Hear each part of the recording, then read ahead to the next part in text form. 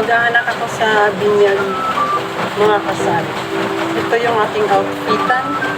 At sobrang lakas ng ulan, hindi na tumigil. Tayo po yung mag-jacket. So, magnininang tayo kay Toto, kay Tyler. Si IC kay Amara. So, ganito yung ating outfitan for today. Yan, doblaan ko lang.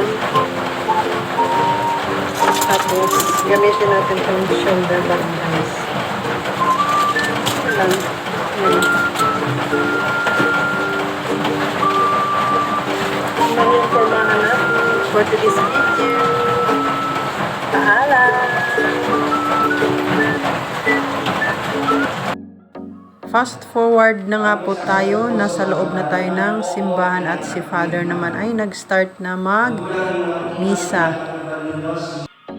Nag-selfie-selfie kami ni Kumaring Agnes habang nag-misa si Father at yan po kadami yung binibinyagang mga bata. Si Amara ay umiiyak, ayaw niya ng holy water. Si Toto naman yan ay nilagyan ng damit. At pagkatapos nun ay nag-selfie-selfie na at ang reception pala ay doon sa Mang Inasal. So, that's it for today's video mga kasari. Thank you for watching. Thank you guys. Bye!